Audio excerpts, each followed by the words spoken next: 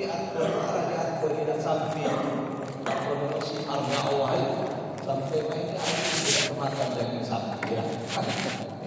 Alhamdulillah, jadi itu proses ya. Sampai nanti ya hadirlah apa beduk itu kan ada sejarah. Beduk itu ngaku hadir, kok beduk itu dibuat ya dari kulit baik kulit kambing maupun kulit sapi. Itu berkisah atau sejarah yang menjadikan sebenarnya bagian memperkuatkan nilai-nilai akidah ya, masyarakat pada masa itu. Jadi kalau hari ini akan kita beduk wajar-wajar baik ya. Kalau beduk hari ini bisa jadi sudah tergantikan dengan apa yang sudah tergantikan dengan apa namanya jam-jam alarm itu. Jadi itu lebih valid. Tetapi tidak boleh menyalahkan beduk tetap ada. Kan ada kelompok menyalahkan beduk itu ada. Mulai yang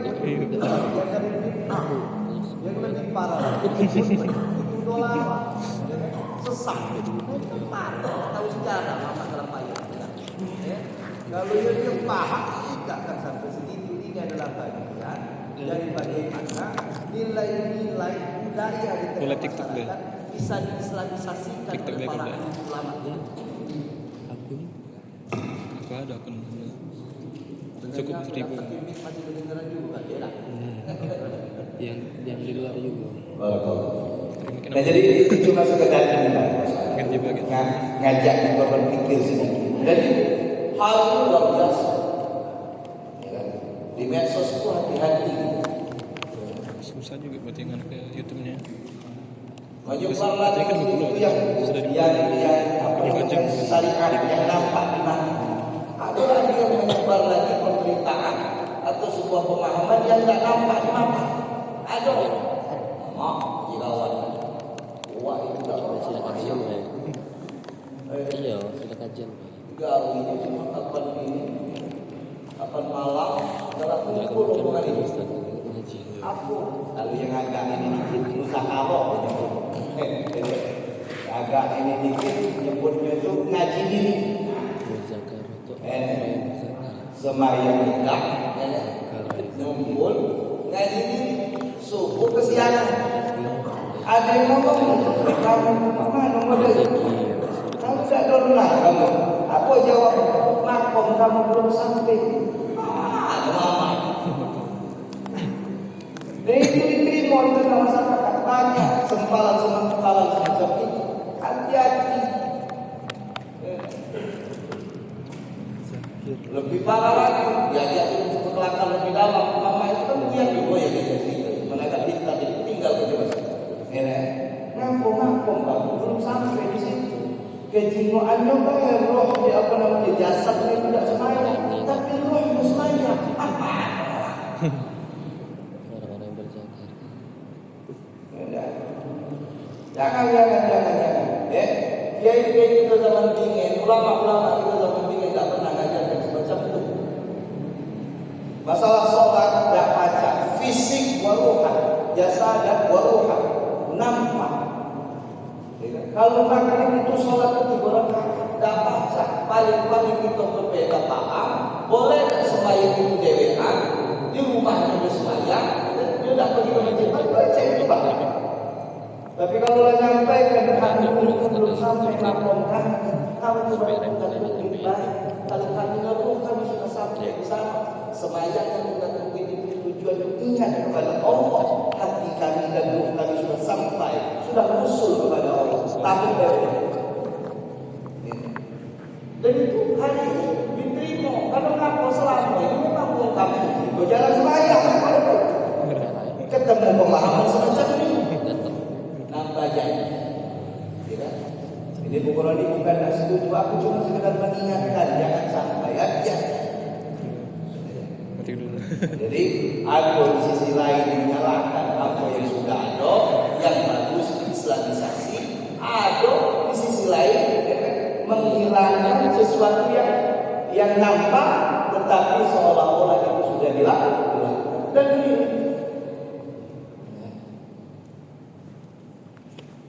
Bapak Ibu yang dirahmati oleh Allah, jemaah yang dimuliakan oleh Allah, kita ada para kiai, guru kita dahulu mengajar kita semua. Makanya setiap orang yang bersyahadat yang akan dipahamkan pertama kali itu adalah syahadat. Asyhadu an la ilaha illallah. Bagaimana konsekuensi itu dengan syahadat? Beda. Nah, wong ini kadang-kadang kapan sudah bersyahadat, ngaji sudah bersyahadat, nanti baru belajar terkait dengan hukum fikih yang kecil-kecil, yang biasa-biasa, yang bagaimana cara kita toharoh yang benar, mandi berwudu yang benar, ya kan? Benar dalam konteks mazhab yang itu ada Syafi'iyah, ya kan? Fokus. Ya, saudara nih kita. Mazhab itu kan manusia paham ulama, ya. Tidak perlu gitu cek. Yang penting kepada sunnah, ittiba' dengan sunnah. Jadi mazhab itu juga bagian dari makna memahami sunnah yang sesat. Jadi lemah gitu. Kalau bermazhab itu ikut paham, memaham Syafi'iyah.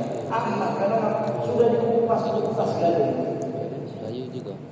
Aku tidak kebayang 700 tahun yang lalu, ya, 700 tahun yang lalu ada ulama bisa membayangkan niat dan tata cara sholat kalau lagi terbang.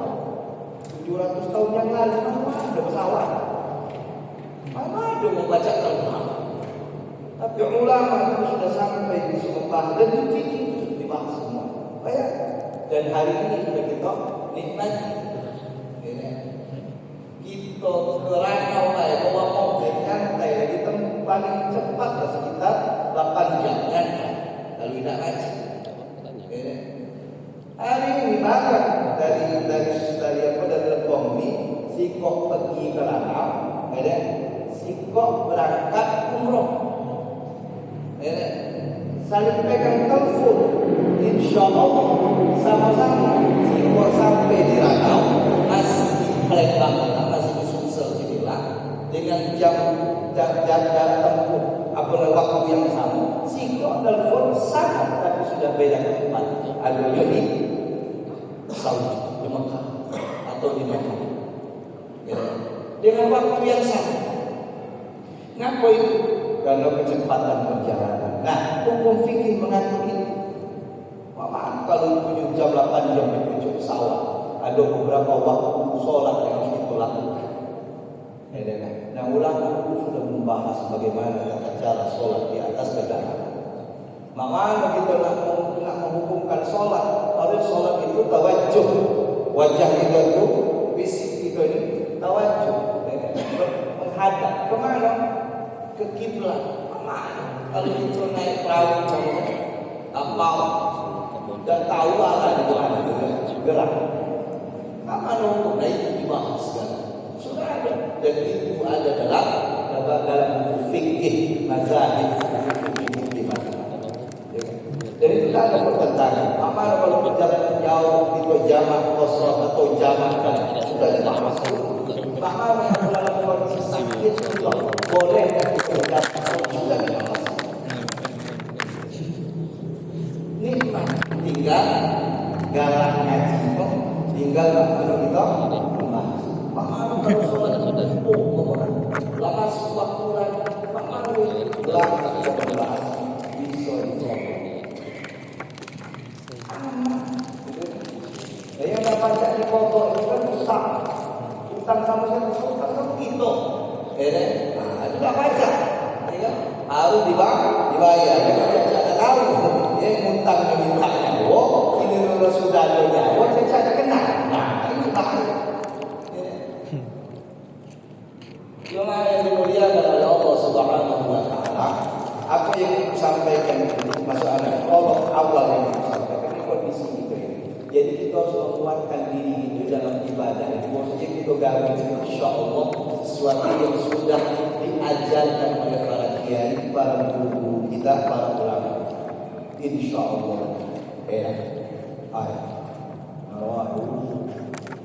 Kalau jual ini bid'ah, berosok, makan tempat Kapan menyebutkan haram itu neraka jahanam keempat. Ya. Tidak semudah itu menghukumkan itu. Ya. Nah, kalau kita di kampung jangan dingin. Kalau ada orang yang meninggal dunia, dipastikan bawa beras kalau rumah alun musibah. Betul? Dipastikan siapa yang punya budaya ini.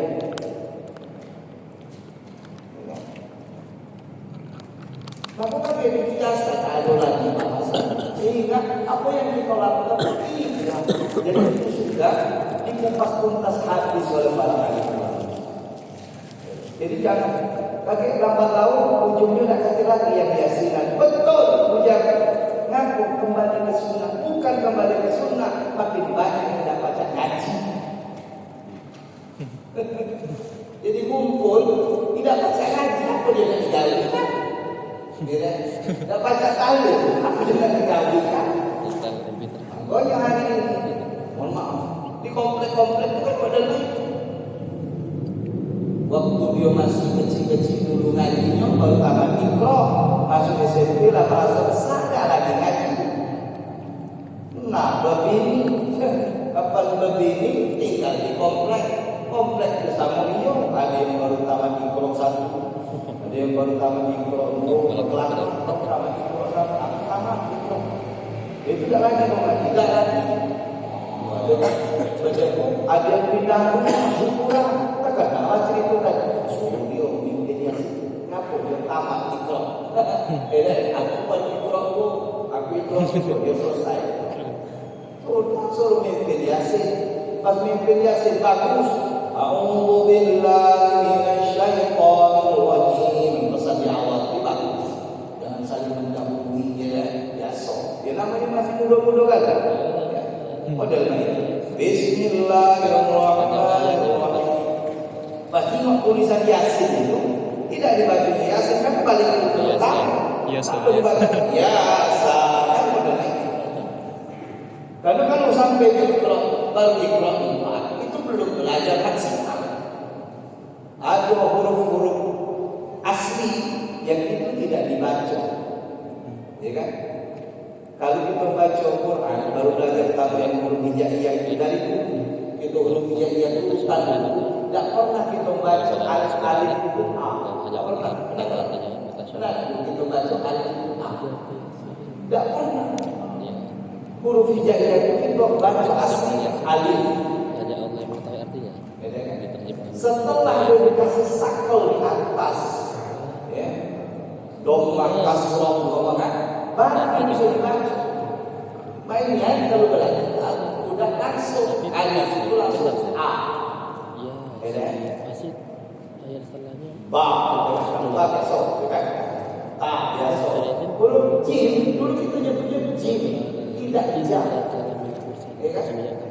Cara membaca aslinya kan jim, kan? Mim, kan? Lam alif itu kita dulu. Hamzah hari ini alif dikasih A dibaca A, hamzah dikasih atas jawab dikasih tanda ya, dibaca A. Nah kalau tidak tuntas anak-anak itu belajar, itulah kapan ketemu di kaji di tengah-tengah Al-Quran ada huruf alif lam mim di awal itu, paham itu? Loka dibaca itu alamat gitu kan, semangat dia tadi ngomong, alamat dinakau, bayangkan. Pokoknya benar-benar diperhatikan betul anak-anak itu ya kan, ya, cucuk-cucuk gitu kan, penting. Memang dari dulu sih fenomena lihat kapan sudah tamat SD, lah merasa besar dikit, ada galak lagi. Sebenarnya tinggal kumpul umat, sampai khotam Quran khotam itu belum tentu juga bacaan-bacaannya sudah. Jemaah yang dimuliakan oleh Allah Subhanahu wa taala, hal-hal semacam ini berkembang. Dulu ada profesor ya,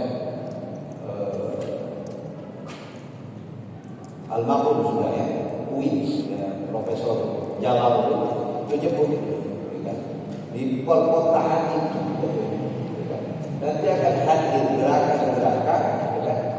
Uang kumpul-kumpul, ya kan? Apa kumpul-kumpul mereka? Itu akan mengurangi mereka melakukan zikir la ilaha illallah, la ilaha illallah. Bukan tanya, bukan. Maksudnya itu bukan zikir, ya kan? Baca tasbih subhanallah walhamdulillah wala ilaha illallah wallahu akbar. Pokoknya ngumpul berzikir ya. Sampai kali ini pakai muhasabah, ada yang menangis segala macam.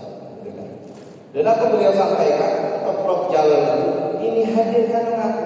Sebenarnya ketika kita lihat kalau ada kebersamaan dalam kejiwaan secara psikologis, dalam kejiwaan manusia-manusia di sana, itu di kota-kota ini, anak-anak itu hari ini ada kekosongan dalam jiwa-jiwa mereka. Itu tapi kan Ada kegelisahan yang tidak bisa terjawab. menenangkan. Bingung. Lembah itu setiap hari dibenturkan dengan kondisi lapangan yang tidak sesuai dengan apa yang dipikirkan. Contohnya aku datang ke sini, baru balik dari Soak menuju ke sini. Harapannya kan tidak cepat. Kalau biasa kalau dari Soak kan tidak ada macet, itu 7 menit itu kelamaan. Ternyata kan dari simpang SMA 17 sampai ke simpang itu macet lama. Kan di luar nalar, tidak sesuai dengan ekspektasi maksudnya. Dan itu masuk di memori bawah sadar. Setiap hari usah tanya, kalau setiap pagi dan usah tanya lewat dan setiap itu coba lihat. Hadirlah kamu kalau bisa lagi lewat dan bisa jadi kita pribadi juga mengalami. Kalau kita tanya, Pak, kita lewat di depan rumah, ya depan kita mana depan rumah kita, tidak usah jawab dalam hati.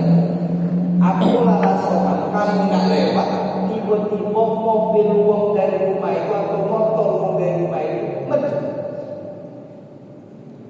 Kalau motor terlalu kecil, mobil. Jawab dalam hati, apa yang kamu rasakan ketika mobil itu metu dari rumah itu? Itulah kondisi kejiwaan manusia akhir zaman. Sudah dipastikan ketidaksetujuan. Apa bukti ketidaksetujuan? Bukan ngerem dia, malah dia ngomong modelnya. Itu balik pakai. Jarang mengelak dulu. Satu. Kedua, coba lihat dalam kondisi macet. Dan manusia-manusia, ya kan? Jangan-jangan kita bagian dari itu. Harusnya kalau macet itu kita harus ngantri dulu, betul? Bersabar diri, kan itu yang diajarkan oleh Islam. Itu yang diajarkan oleh nilai-nilai kita. Dan itu akan masih dalam pribadi akhlak. Tahu pernah aku sampai ke Indonesia bukan? Itulah yang membedakan adab dengan akhlak. Kalau yang punya Facebook itu ada tulisan terbaru. Adab PS akhlak itu ditulis betul. Apa perbedaan atau adab? Apa perbedaan akhlak? Hari ini terlalu banyak kita ini menanamkan adab, ya kan? Yang dibiasakan. Masuk itu SOP, standar operasional prosedur, kurang membela. Kapan pagi datang jam 7 itu ada, ya kan? Absen, ya kan? Kapan selesai absen, yang penting sudah absen berarti terhitung pegawai balik lagi jam 4. Adabnya harus absen. Antara jam 7 sampai jam 4 itu bukan urusan. Maka betapa banyak hari uang berani datang absen pagi, dari pagi sampai jam 4 tak tahu mana. Kalau adabnya cuma absen. Pertanggungjawabannya antara jam 7 sampai jam 4 nilainya itu bukan urusan. Yang penting kayak itu ketika pagi ada cepat dan sore ada cepat, maka laporannya selesai. Itu ada. Tapi kalau masuk ke nilai akhlak, maka itu tidak akan penuh. Bukan uang yang berakhlak, dia akan pasti absen. Tapi nilai dari jam 7 sampai jam 4 itu akan dia bertanggungjawabkan dengan kerja dan profesionalitas kerja. bisa akhlak bisa semacam itu? Karena dia tahu gangguan ini akan dimintai pertanggungjawaban, bukan hanya di dunia, tapi nanti di hadapan Allah Subhanahu wa Ta'ala. Maka kesimpulannya, akhlak itu hadir dari nilai-nilai keimanan dan ketakwaan kepada Allah, buah dari ibadah, tetapi adab itu hadir dari pembiasaan-pembiasaan yang menjadi sebuah kebiasaan dalam keseharian. Dan dia bisa hilang adabnya ketika dia terbentur dengan permasalahan. Ya. Yang terbaru, mohon maaf, Allah yang membunuh apa? Yang membunuh bos apa namanya? Bos kerupuk, aku tahu pokoknya. Aku baru tahu sore jam 3 habis asar. Dan ada kalimat begitu ya. terpaksa, ya kan? Terpaksa. Padahal belum tahu keluar kalau baca, tapi kadang-kadang terpaksa. Ini bagian dari adab. Dia belum tahu. Kalau sudah dikasih gagal, dihajar. Kenapa? Terpaksa. Wong yang beriman akan diurusan terpaksa. Wong yang berakhlak akan diurusan terpaksa. Karena dia tahu rangkaian aktivitas itu akan dia pertanggungjawabkan di hadapan Allah. Wa asirru qawlakum aw ijharu bihi innahu alimun bidzati dalam surat Al-Mulk. Yang kau sembunyikan, yang kau nampakkan, yang ada di dalam sudut, dalam jiwa kita ini, dalam hati kita ini, Allah Maha Tahu. Nah, inilah yang membuat akhlak. Dan itulah kata Imam Ali radhiyallahu anhu, uang itu kalau sudah masuk nilai-nilai keimanan dan ketakwaannya, yang hadir adalah muraqabah, yang hadir adalah pengawasan Allah. Dan ketika sudah hadir pengawasan Allah, apapun rangkaian aktivitasnya, dia akan terorientasikan kepada Allah. Makanya Rasulullah itu ketika ditanya dan dia ngomongkan, innama bu'istu litammima makarimal akhlak. Aku diutus kata Allah, kata Rasulullah, untuk menyempurnakan akhlak. Dalam riwayat lain dikatakan salihul akhlak, untuk memperbaiki akhlak, bukan adab. Karena adab itu masing-masing wilayah berbeda-beda. Anda lupa, tapi ada di kita. Kalau adab orang Jawa, kalau cendawa itu kurang ajar. Apalagi makan, tiba-tiba tidak. Gue itu kalau mbak-mbak itu lokal, kena oceh sepanjang, kurang ajar. Ada, kan? Tapi ada di sisi lain, di tempat lain, kalau sendawa model kayak itu, bagus. Baik, tahan sendawa model kayak itu, habis makan tuh saya terima dan baru makan. Ada semua. Beda. Nah ini ada. Di sebuah negara itu, kalau kentut, no.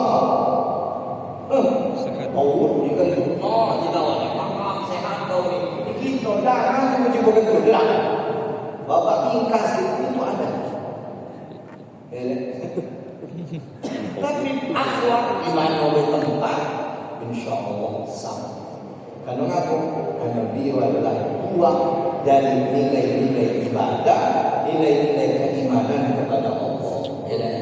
Apa akhlak itu? Ya, di antara tidakkan berani melakukan kebohongan, itu akhlak.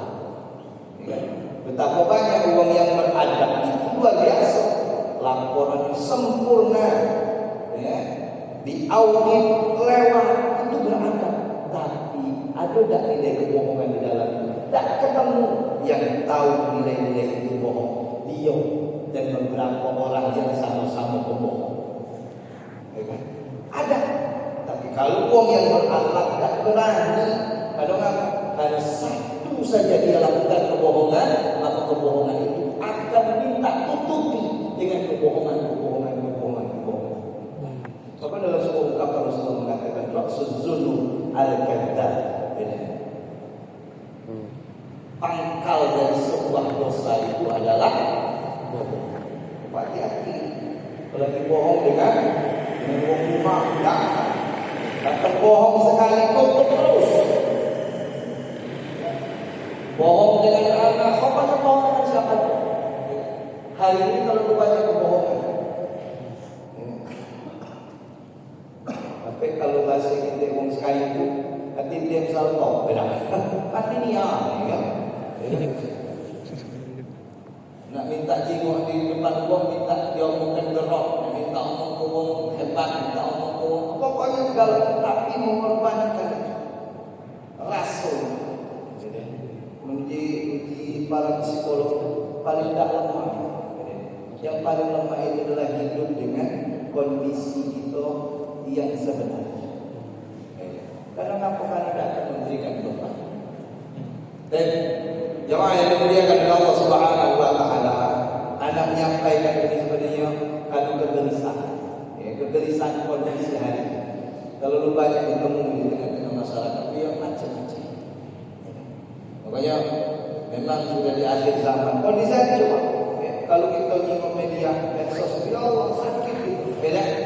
Saudara-saudara kita di Sumatera, di Padang, di Aceh, ada hilang di kampung. Beda. Sumatera, di Medan itu ada yang terbis semua habis. Beda. Dikritisi ngaku garo-garo tanah nyampak. Betul, ada penyebabnya. Apa penyebabnya? Ada kayu-kayu yang ditebang dengan santai nyawa pindah. Memang kayu itu sudah buruk nyampak dewe. Kayu itu nyampak dewe pada susun rapi bagus sudah begitu naik ke pelontor. Kayu itu bacanya udah pelontor dewe apa? Dengan santai jawab model itu. Ini bukan kita mengkritisi ngomong jadi ini tidak apa jalan dan al-haqum ini. Beda. Hati-hati ini. Beda.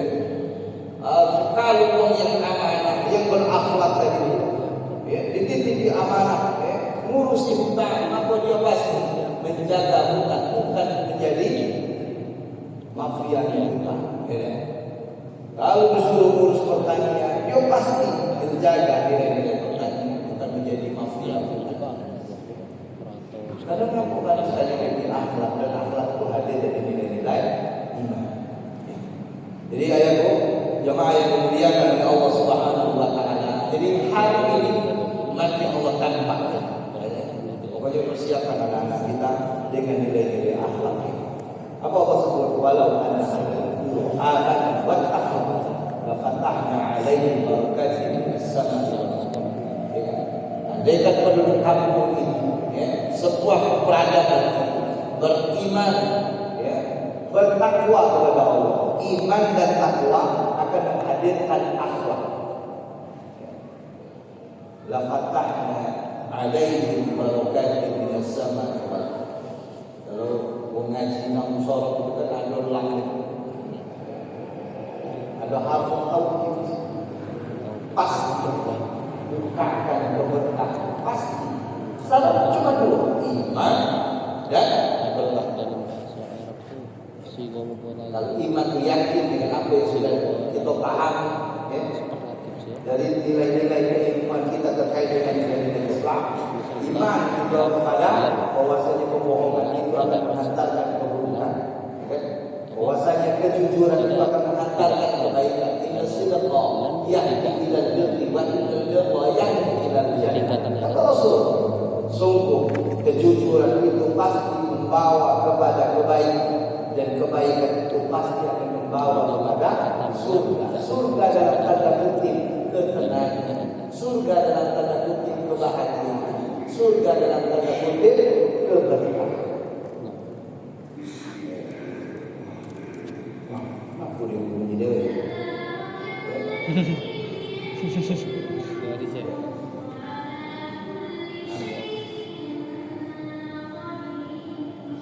Ayat keduanya menjelaskan surah Al-Mulk. Sebenarnya ada ngaji malam hari ini masuk ke tema kedua. Terkena judul bulan lalu itu masuk tentang siapa sahabat sebenarnya. Baru yang pertama terkait dengan 10 sahabat.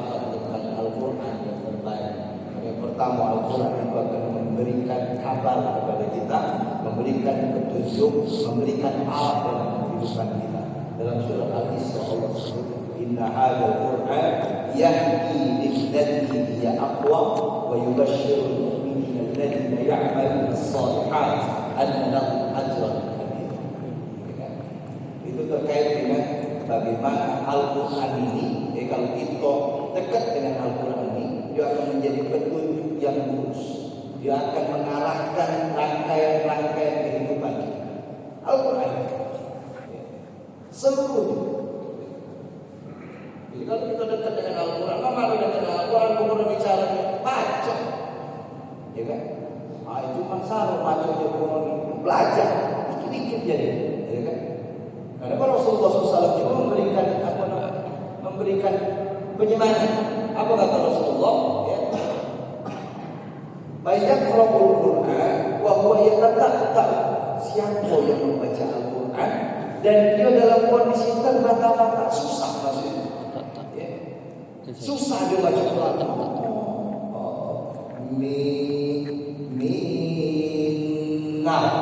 Susah. Lama akhirnya kan tidak ada sesuatu. Tak usah cemas, tak usah risau. Wong yang baca sulit dalam Al-Quran semacam ini, kata Rasulullah, dijamin dia mendapatkan buah kemuliaan. Bayangkan, wong susah baca Quran dapat buah kemuliaan. Satu kemuliaan, dia susah membaca lagi. Dua kemuliaan, dia laju baca. Ada kan? Jadi susah dia baca Quran, dia dapat kemuliaan, didoakan langsung oleh malaikat. Yang kedua, laju dia baca setiap huruf Quran dari itu didoakan dulu oleh malaikat. Jadi bagus, ya. Tapi kaki dulu lah. Itu bocoran deh. Itu bulan depan dulu ya. Jadi kamu itu mau itu ya. Itu lanjutkan cerita yang kesayangan. Jadi kata Allah Subhanahu wa taala, sebab kalau kita ini punya jaminan aman wa taqwa, kampung kita ini penduduknya di atas 50% aman wa taqwa. Kalau ada 150 maksimal betul-betul menjadikan keimanan dan ketakwaan dalam keseharian, insyaallah Allah akan sempurnakan.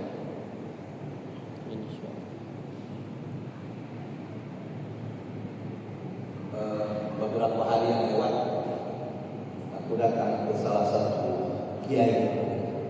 Ini tak kalah disebut kiai, tetapi luar biasa. Apa namanya, kemuliaan.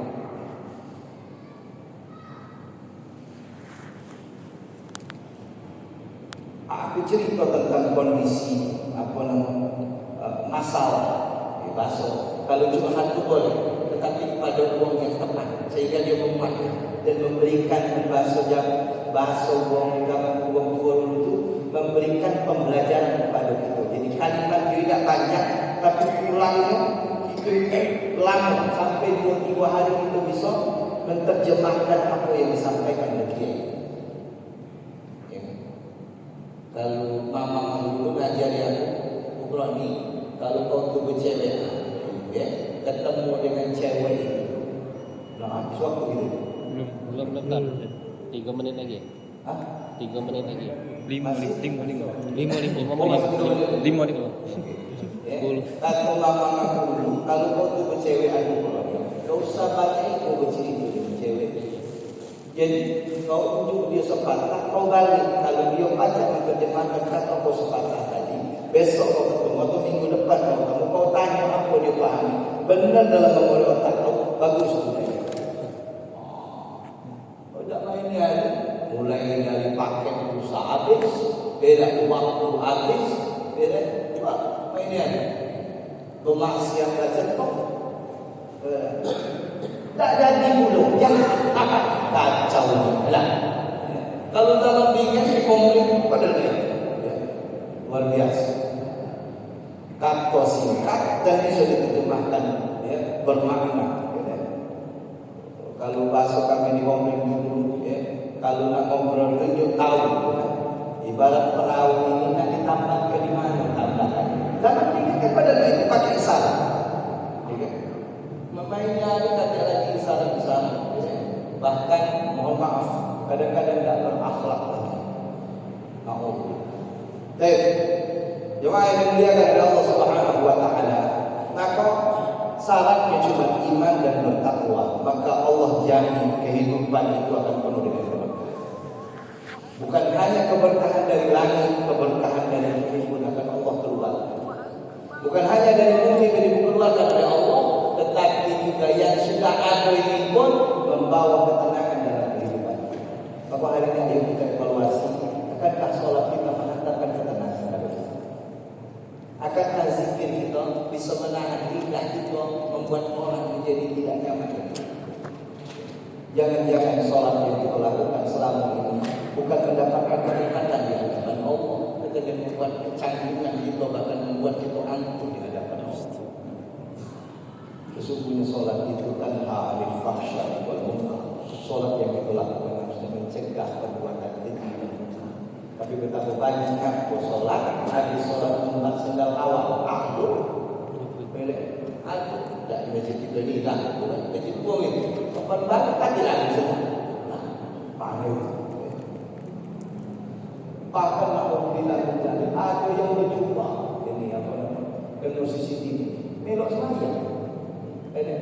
Kapan melok semayang? Orang sudah sujud dan dengan kertas di samping bawah itu. Aduh aku. Wallahu a'lam. Ini jadi evaluasi bagi kita. Mudah-mudahan ini sekedar motivasi awal. Yang aku sampaikan aku terakhir ini adalah pesan-pesan Rasulullah dengan kondisi akhir zaman, dengan kondisi kita dibukakan oleh Allah, diberikan tarbiyah, diberikan pendidikan, terjadi bencana. Apa yang harus kita siapkan? Jadi, tapi ya hanya Allah yang bisa mengatur kalam ini, Allah yang mengatur pembicaraan kita malam hari ini.